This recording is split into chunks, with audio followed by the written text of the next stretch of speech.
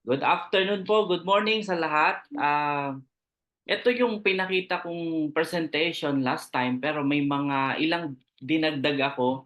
Pasintabi lang dun sa mga mahina po yung sikmura.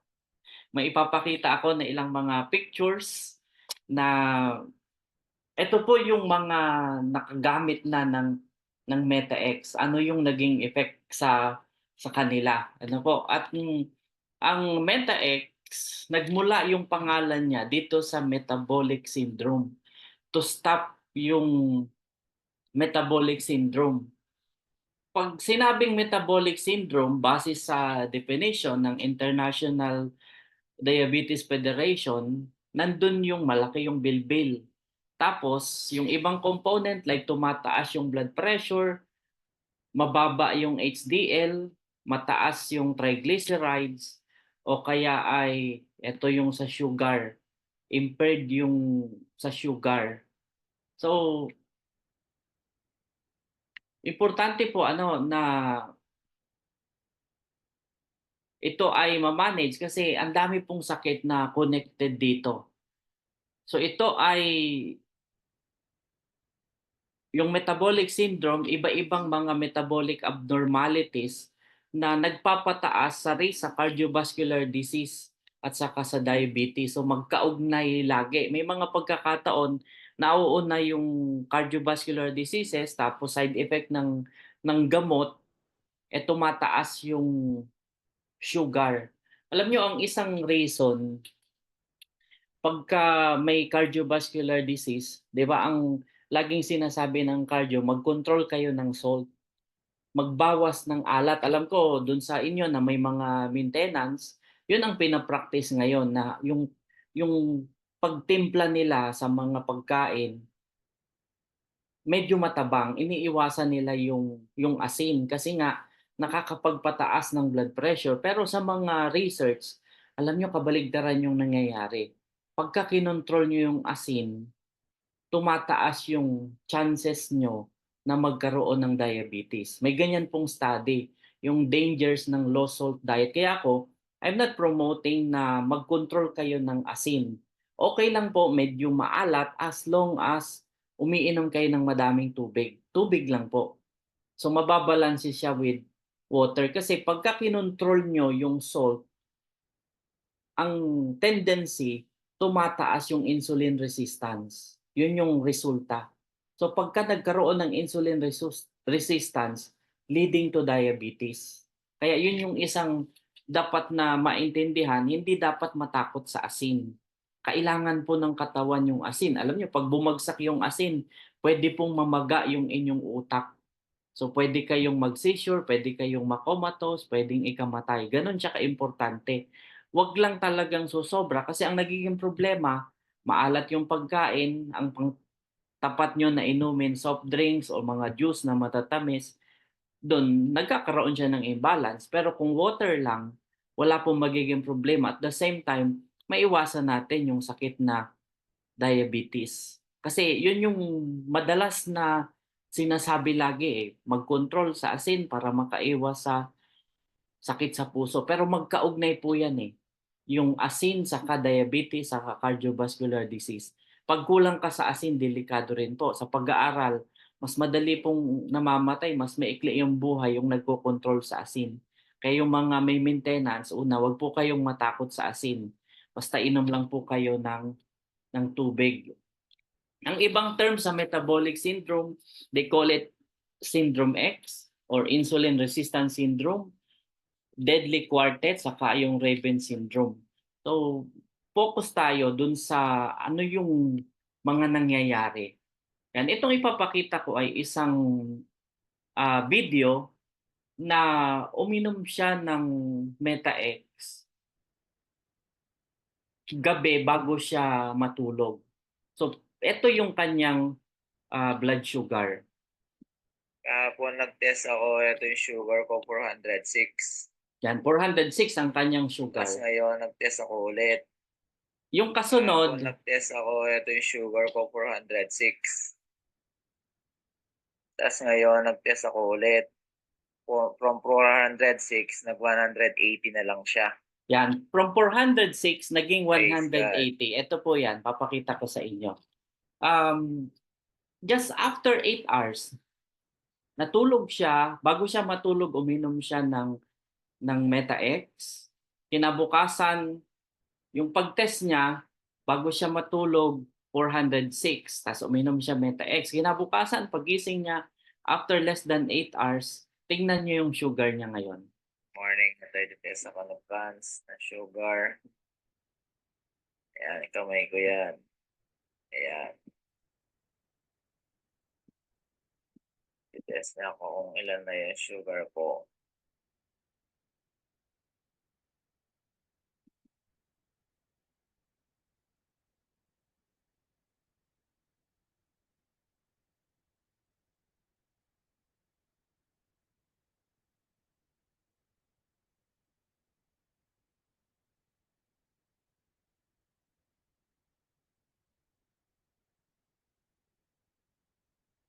Yan, tingnan niyo. From 406, Ayan, naging no, 180 na lang yung 180. sugar ko. Praise God. Salamat. Yan. From 406, naging 180. Imagine, in less than 8 hours, ganyan na yung sugar niya. Pero kung tutuusin, hindi pa siya normal. Mataas pa rin siya. Pero imagine, in just 8 hours, ganyan kaagad yung effect. Ganon ka-effective ang Meta-X. Kaya ito, subok na subok ko na, more than 10 years ko nang ginagamit. Nung una, ayaw kong ibigay sa mga company kasi syempre, ito'y available lang sa clinic, yung product. Ibang may pangalan ako diyan sa clinic. Hanggang sa nung na-encounter ko ang Hermon, yan, nabudol ako ni Sir Flor. Yan, ang nangyari, siya na yung nagma-market ngayon sa brand na Meta-X. Sir Flor, tama ba yung term ko? Nabudol mo ako? Morning, Ayan, ano ho. Ang major feature ng metabolic syndrome, yan, central obesity, tumataba. So, lahat ngayon, ito yung problema. Kahit mga bata, mataas yung triglyceride, mababa yung HDL, ang tawag nila ay good cholesterol. Pero siguro next time, magdi-discuss din ako about cholesterol. Kasi, ang Meta-X po, hindi lang siya pang sugar. Pati po yung triglyceride, pati yung cholesterol, kasama po yan na bumababa. Kasi magkaugnay po yung dalawa na yan. So, yung sugar mataas tapos sumasabay din yung hypertension. So ito, habang umiidad, tumataas yung kaso ng may metabolic syndrome. Kasi ang data, ito po tingnan nyo, 4 out of 10 Filipinos ang obese. Sa data na yan, nasa 400,000 yung mga bata na below 5 years old. Na kung isipin natin, bata pa sila, normal lang yon. Minsan natutuwa tayo, cute. Kaya lang, pagka ganun po, na obese ang bata, mataas yung chance na magkaroon siya ng sakit na diabetes later on. At kung active kayo sa social media, ang information nandiyan eh. May mga bata na nai-stroke. I have encountered 16 years old nai-stroke. Pabata ng pabata yung nai-stroke. Pabata ng pabata yung nagkakaroon ng type 2 diabetes. Ang diabetes po dalawang klase. Type 1, yung inborn, pagkapanganak, ganun talaga. So didepende sila sa insulin. Yung type 2, yung dahil sa diet, dahil sa lifestyle na normally dati mga 60s, pagdating mo ng senior age, doon lang nagkakaroon. Pero ngayon, pabata ng pabata, merong 8 years old, meron na kaagad type 2 diabetes. Kasi ang isang concern is obesity. Imagine natin, sa Pilipinas, 27 million yan. Yan yung market natin. Na kung sa loob ng isang buwan, merong iinom, yung 27 million na, sabihin natin, 10% na lang, 2.7 million. Sa isang buwan, isang bote. So that's 2.7, tingnan nyo, 10% na lang ha, 2.7 million yung dapat matulungan. Ganon kalaki yung market. So sa mga senior na nasa 2.6 million yung obese. Pero ito, hindi lang siya pang senior, kahit sa bata po puwedeng ipainom as long as kaya na niyang uminom ng caplet, ng tablet. Maliit lang naman po yung, tablet ng Meta-X. So ganyan kalala yung problema sa Pilipinas. Pero sa ibang mga bansa sa US, mas malaki. Sa Europe, mas malaki. Mas madami yung obese na nangangailangan ng tulong natin, nangangailangan mapainom ng Meta-X kasi nga dun yung makikita kung gaano kalala yung problema na ito sa diabetes. Sa mga bata, ito yung pangkaraniwan yung makikita. Kahit sa matanda, nangingitim yung lieg, nangingitim yung kilikili. Kahit na maputi yung bata, mapapansin nyo ito kasi sign po yan na medyo tumataas na yung blood sugar. So bantayan nyo po. Minsan tataka kayo, bakit ganon yung leeg or kilikili nangingitim? So sa medyo brown ang kulay, medyo hindi siya mapapansin. Pero makikita yun kahit maputi, medyo siya ang mapapansin nyo yung ganitong kondisyon, sign po yan ng insulin resistance. Ibig sabihin, nagsisimula ng tumaas yung kanilang blood sugar. Yan, isa pa ito sa mga uminom ng Meta-X na for amputation na siya. May sugat yan sa ilalim, yung sugat na yan na nakikita nyo na may nana, medyo malaki po yan. Ayaw niya magpaputol. Taga Malolos, Bulacan siya, ayaw niya magpaputol. Lagi siyang natatakot 'pag sinabi ko, "Naku, ipapaputol na natin." Pero tingnan niyo, yung progress niya. After 1 week ng pag-inom, natanggal natin yung nana, medyo gumagaling yung sugat niya. Yan, in-stop po niya kahit yung metformin kasi may allergy siya, nangangati siya ng sobra. Tingnan niyo yung nangyari sa kanya after 3 weeks ng pag-inom ng Meta-X. Yan, magaling na siya. So, ganyan po yung effect ng pag-inom ng Meta-X. So ito, yung diabetes kasi kasabay itong iba pang mga kondisyon, yung metabolic syndrome, cardiovascular disease. Nandyan mapapansin nyo din, number 3, non-alcoholic fatty liver disease. Magtataka yung iba, bakit hindi naman palakain ng matataba or matatamis, bakit nagkakaroon ng fatty liver? Kasi dati ang fatty liver kapag umiinom lang ng alak, common po yon. Pero ito, non-alcoholic, hindi umiinom ng alak pero nagkakaroon ng fatty liver dahil sa metabolic syndrome, dahil sa diabetes. Pag lumala, nagiging mas malala, mas malaking problema yan. Dahil sa pwedeng magkaroon ng liver cirrhosis.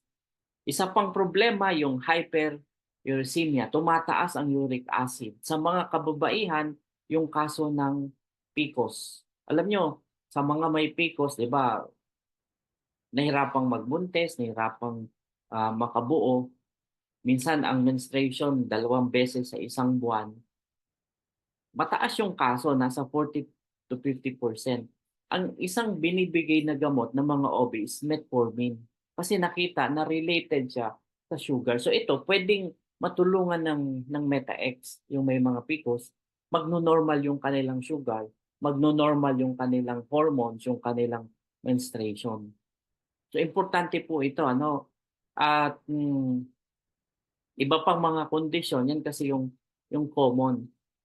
Ito yung mga kaso sa buong mundo ng may diabetes in 2013, nasa 382 million. Pero 2013 data ito, after 11 years, double po yan. Ganun siya kabilis dumami yung kaso ng diabetes. Bakit dumadami? Ito yung data in 2004.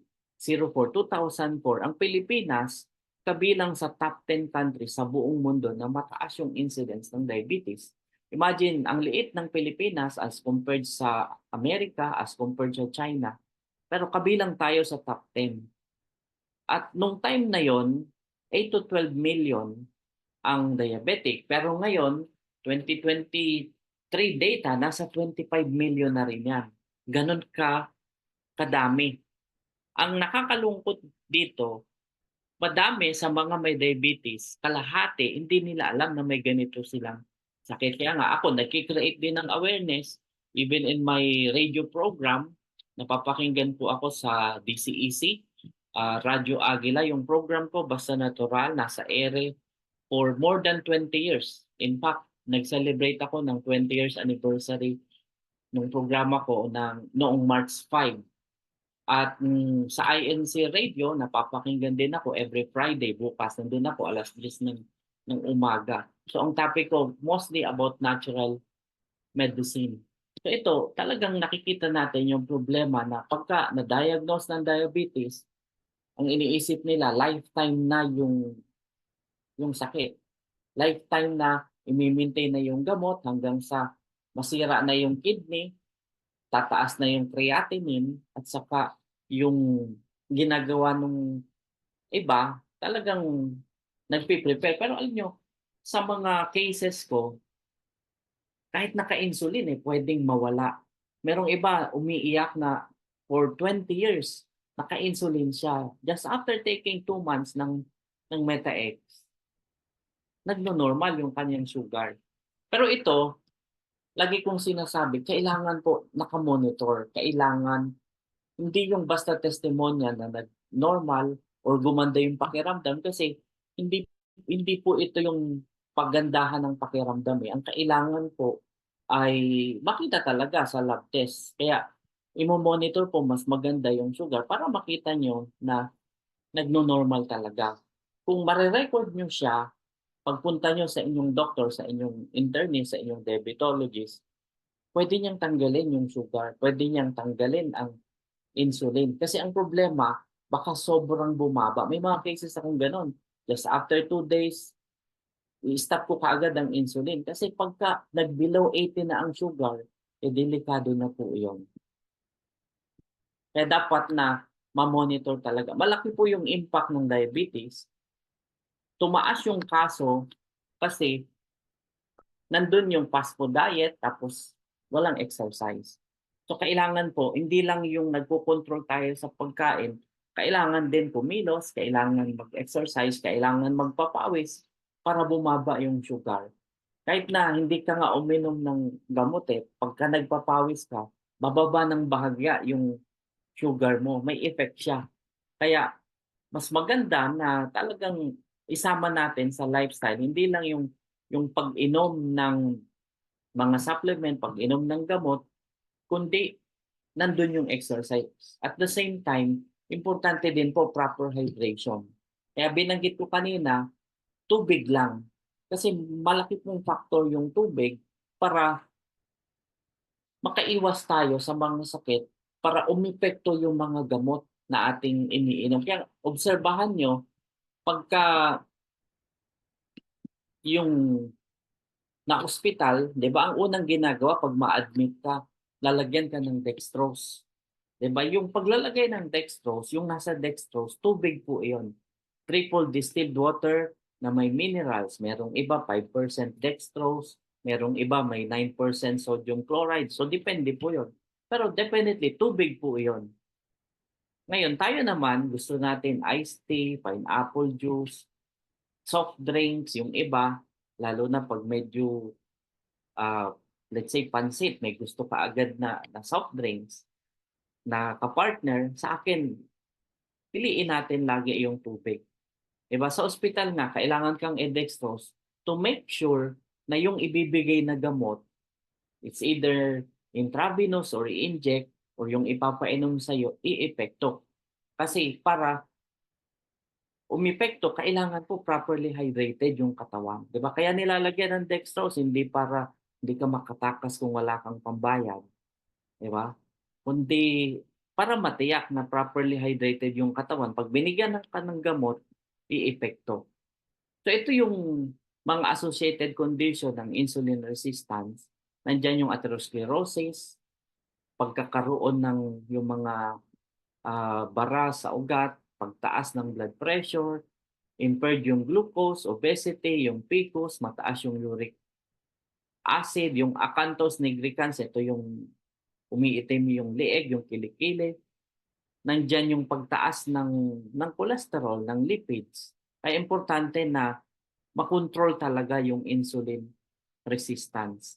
Ang insulin resistance, base sa mga pag-aaral, ay nutrient deficiency. Madami po mga sakit na nandito ngayon na yun ang dahilan ay nutrient deficiency. Halimbawa, yung osteoporosis, tinitingnan natin calcium, pero hindi lang po siya calcium. Ang osteoporosis, kailangan mo ng magnesium, kailangan mo ng vitamin D, kailangan mo ng zinc, kailangan mong mag-exercise, kailangan mong kumilos kasi kahit sandamakmak na calcium ang inumin mo, kung hindi ka mag-exercise, hindi rin magagamit ng katawan yung calcium. So ganun din sa problema na insulin resistance, mga minerals naman, mga metallic elements, chromium, vanadium, zinc, manganese, magnesium, yan yung mga pangunahing mineral na kailangan para labanan yung insulin resistance. Kasi pag tumaas yung insulin resistance, it can lead to type 2 diabetes. Yan. Pasintabi po dun sa mga kumakain. Tingnan niyo po itong picture na ito. Ito ay for amputation. Talampakan po yung nakikita nyo. Medyo blinard ko pa. May sugat. Medyo may nana. Pag nadapuan ng langaw, inuuod. Kaso wala siyang pera para sa amputation. Imagine, puputulin na yung paa, hindi nila mapaggawa kasi nga wala silang pera. So nakita lang namin siya, binigyan ko ng product. Tingnan niyo yung nangyari sa kanya after 2 months. Yan, gumaling na po yung talampakan niya, hindi na po siya na-amputate. So ganyan po, may mga picture pa ako na yung bang sobrang itim na ng daliri for amputation din. So hindi siya na-amputate, ang nangyari yung maitim na daliri, dalawa yon nalaglag. Pero gumaling yung sugat nila na hindi na-amputate. Sabi niya, okay lang dok, na 3 daliri na lang yung natira kaysa naman naputol. Ayan. Medyo hindi ko na ipapakita yung picture na yan kasi makikita niyo talaga yung daliri nakahiwalay. Pagkatapos sa pag-inom, actually, ito 2 buwan po yan. Yung sa naputol yung daliri, nag-normal yung sugar niya in just 10 days. Tapos gumaling yung sugat. May ibang mga intervention akong binigay kasi siyempre may mga panghugas na kailangang ibigay. Pero hindi mahal kasi sa hospital normally merong Milton solution na pinapagamit pero meron akong pinapatimpla lang para mas mura, combination ng suka, sunrox, at saka ng agwa oxinada. So may ganong combination na panglinis ng sugat para mabilis. May mga cases pa ako na breast cancer na nagsugat na talaga. Tapos gumagaling siya. Pag nag-normal kasi yung sugar, mabilis gumaling yung sugat. Yan. Ito po yung effect. Yan. Ganyan na siya ngayon. Nakakalakad na. Hindi na amputate. Although minamanage natin, pinapainom pa rin para tuloy-tuloy. Kasi doon sa mga tatanong, kailangan bang i-maintain? Okay lang naman po. Pag nag-normal na, pwede lang hindi uminom as long as yung diet nyo, babantayan. Kasi importante po na nandun yung maayos po yung diet. Ito, sa isa pang pasyente, kung mapapansin nyo, April 22, ito ay 2022 pa, 269 yung kanyang sugar. April 22. Nung April 26, from 269 naging 225. Nung April 29, naging 185 na lang. Nung May 5, naging 156. Yung kasunod, no, May 3, 156. May 6, 147. May 10, 139. Tapos nung May 13, 118. Pagdating ng May 15, 118. Mahaba po yung listahan na yun, tuloy-tuloy. Na-maintain niya ang sugar niya na nagna-98 to 110 to 115. Hindi po umaabot, hindi lumalampas ng 120. So nung nakita ng doktor na gano'n na, natanggal na yung insulin, tinanggal na rin yung maintenance. Meta-X na lang yung iniinom niya. So gano'n kabilis. Kung mapapansin niyo, pina-che-check ko siya every 3 days, pinapa-monitor. Kasi importante po 'yan ano, na ma-monitor talaga. Itong ganito po, metabolic syndrome, yung pagtaas ng cholesterol, pagtaas ng uric acid, ang lagi kong sinasabi dapat bantayan natin ano, yung ating diet. Ito yung mga lifestyle diseases. At ang best solution para labanan even cancer, cardiovascular diseases and other lifestyle diseases, kasama ang diabetes, kasama yung ito yung may mga metabolic syndrome. By the way, ang metabolic syndrome, ito yung sugar na medyo hindi pa siya consider na diabetes, borderline pa lang na sugar. Eh, yung iba tuwang-tuwa, hindi pa ako diabetic, medyo mataas lang ng konti. Alam niyo mas delikado po yung gano'n, kaysa dun sa full-blown diabetes. Kasi yung nasa metabolic syndrome stages, sa insulin resistance stage, normally mabilis po yung mga komplikasyon. Nandun yung nerve problem, yung panlalabo ng mata, nandun po siya dun sa stage na yon. Kaya dapat dun pa lang sa pre-diabetic stage, nakokontrol na natin. Ang dapat na gawin, baguhin yung diet. Pero sa diet, ang required ko lang po na pinapagawa sa may diabetic is greens. Kasi sa metabolic problem, yung insulin resistance, kailangan po niya mga minerals. Alam niyo, ang pinakamagandang source ng minerals, yung talbos. Kaya yung mga, sabi ko nga, mga metallic elements, kaya ang pinapainom ko din, metal din. May talbos ng kamote, talbos ng kangkong, yung mga ganon. Kailangan po yon. Yun ang isa sa required para mabilis pong bumaba yung inyong blood sugar.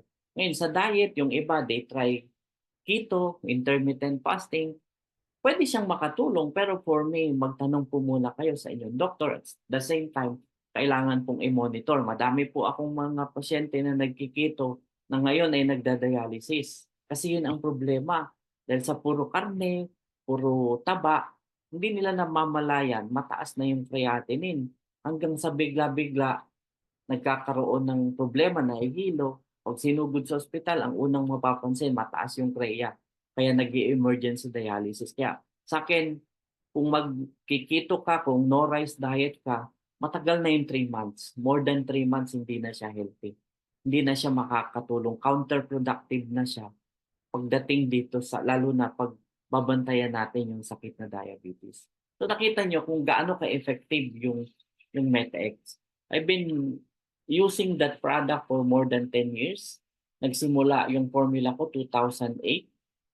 At just in 2002, nung nakumbinsi ako na i-market siya ng Hermon. Ngayon, bakit gano'n? Sa Pilipinas, ito yung pinopromote na food guide.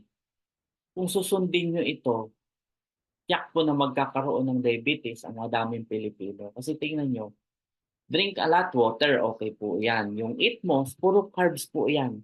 Magpapataas siya ng sugar. Diba? Dapat balansehin po natin. Mas madami yung prutas, yung protein, nandun din yung mga fats, okay lang. Basta healthy fats. So medyo kontrolin natin yung mga carbohydrates. Pero not totally na no carbs kasi kailangan din po natin ng carbohydrates. Tapos kailangan sabayan po natin ng kilos ng exercise. Madaming pwede. Maglakad lang kayo pagkagising sa umaga, swimming, um, biking, jogging, pwede po yan.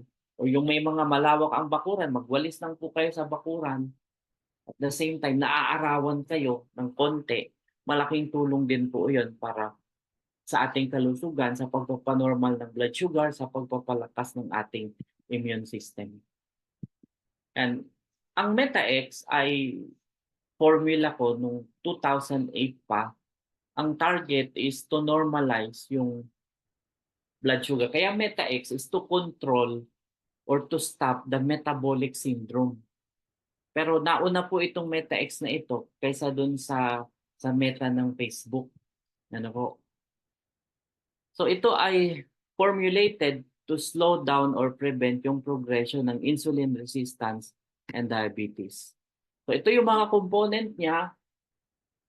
Nung una, trial and error hanggang sa nakuha ko yung tamang combination. Kasi sa dami po ng pasyente, nakikita ko yung effect. So minomonitor ko po yan hanggang sa nag-come up ako na perfect itong formula na ito. At ito na yung MetaX. So ang major component ay isang herb from India, itong Gymnema sylvestre. Alam niyo nung una, hirap na hirap akong mag-import nito kasi bawal po itong i-import sa Pilipinas ng herb lang. Merong kutsabahan ng FDA before at saka yung mga pharmaceutical company para iban ang Gymnema kasi nga they find it na very effective sa diabetes. Kaya kinontrol nila. Ngayon, ang technique, ang ipapadala is finished product na hindi dinideclare yung exact component kung gaano kadami. Kasi nga, natitreten yung mga pharmaceutical dito sa product na to. Ang ibang tawag nito ay sugar destroyer. Yung name ng, yung ibig sabihin ng kanyang pangalan yan sa Indian is Gurmar. Yan, sugar destroyer. Ang ginagawa niyan, yung panglasa natin sa sweets ay nakokontrol. So medyo kahit matamis, medyo mag-iiba yung lasa, hindi nyo magugustuhan. So ang effect niya, binablock niya yung mga receptor sa ating dila, binablock yung receptor sa ating mga intestine. So nabablock o nalilimitahan yung sugar absorption, especially after meals. At the same time, ito yung nagpo-promote ng regeneration ng beta cell ng ating pancreas para yung production ng insulin, yung napoproduce na insulin ay hindi resistant. Magagamit talaga ng ating katawan. Very sensitive na insulin na malaking tulong para mag-normalize yung ating blood sugar. Pero bukod doon, may mga iba pang kasama, syempre, para mas maging effective. So nakakatulong din siya pampapayat. Kaya nga, initially, pwede pong bumaba din yung cholesterol. May mga cases na unang bumaba yung cholesterol and triglyceride bago yung sugar. Merong iba naman, sugar talaga yung bumababa kaagad. So depende po yan sa reaction ng katawan. Ngayon, isa pa ito sa component, vitamin B3 or niacin. So importante din ito para mas maging malakas, maiwasan natin yung hypoglycemia. Kasi normally, ang isang komplikasyon ng diabetes, bumabagsak yung sugar, manghihina ka.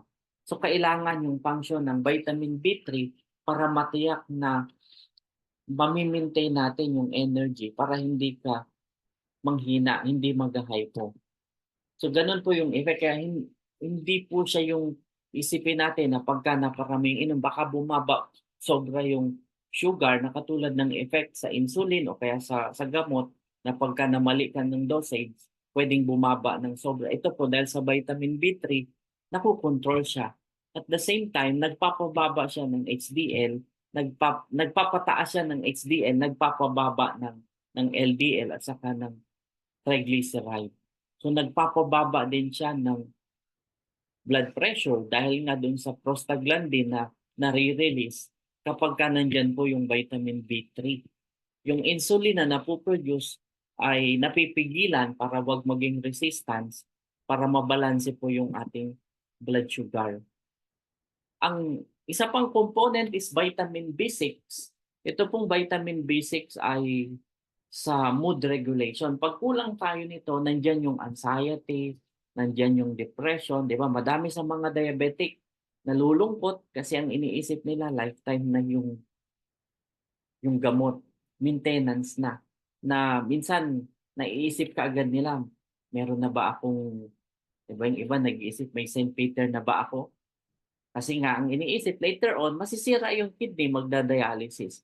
Pwedeng ikamatay, pwedeng maputulan ng paa, mauna. Pero nandun kasi yung factor na yan, yung depression, na minsan nagsisisi, bakit ako?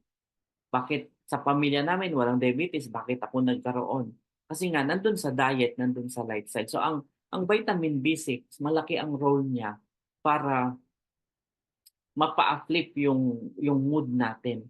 Itong component na 'to, B3 and B6, alam niyo nung pinapa-register namin ang Meta-X sa FDA, medyo kinokontrol nila yung dami. Kasi nga ang sabi ng FDA, yung amount na nilagay ay sobra dun sa RDA natin. Kaya lang, alam niyo yung RDA na madalas yun ang sinusundan, ito yung minimum na kailangan ng katawan para hindi ka magkasakit. Hindi siya yung therapeutic dose na tinatawag. So nilaban ko siya, ganito dapat para makita natin yung magandang effect. Hanggang sa na-approve, yan ang maganda. Pati po pangalan ko nakalagay. Pwede nyo po yung i-check sa website ng FDA, i-verify nyo yung MetaX. Nakalagay po yung pangalan ko sa registration, sa label. So ganun po siya. Kaya wala po tayong dapat ipangamba kasi ito po ay approved ng FDA. And isa pang component ay chromium na nakakatulong para makontrol yung biglang pagtaas, biglang pagbaba at the same time nakokontrol yung pagpayat. Kasi normal sa may diabetes, mapapansin niyo yung pumapayat na mak mahalata niyo parang tuyot. So dahil nga yung ihi ng ihi nagtatapon ng protein, so yan yung nakakatulong yung chromium picolinate para ma-increase yung muscle mass. So hindi masyadong papayat yung mga may diabetes. Akalain mo walang sakit, at the same time 'pag magkakasama yan yang chromium, yung B3, B6, saka gymnema, eh, gagana pa sa pagkain. Yun lang, kailangan po may disiplina pa rin sa pagkain kasi yun ang mapapansin niyo, medyo gagana. Pero kailangan po yun habang nag-a-adjust yung katawan sa pagpapa-normalize ng sugar. Et ito isa pang component yung vanadium na ang effect niya kapareho ng insulin. So madami na pong mga trials at malaking tulong ang vanadium para ma-normalize din yung ating blood sugar. So yung mga component na yan nagsama-sama, may synergy para mag-normal yung blood sugar. Kaya mapapansin nyo yung effect. Yung iba overnight, yung iba every 2 days. Kaya na sinasabi ko, i-monitor po ninyo ang inyong sugar. Pag more than 150, mag-start na po kayong uminom ng Meta-X. Yung 150 kasi hindi pa siya considered na diabetic. Pero importante po nasa ganong stage mapigilan para yung mga komplikasyon po ng sakit na diabetes ay maiwasan. So yung mga component na yan, yung nilagay natin para makita talaga yung effect. Yan. Any question po? That's end my presentation.